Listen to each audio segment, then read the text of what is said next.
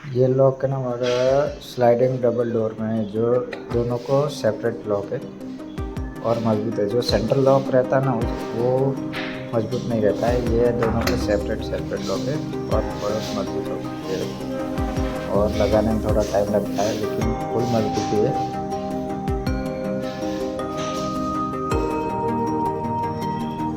ये देखो दोनों को लॉक लगे, ये पोपट लॉक है, बिल्कुल मजबूत है।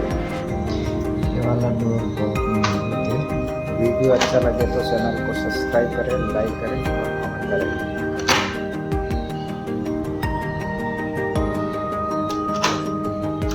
ये सेपरेट लॉक है दोनों साइड के।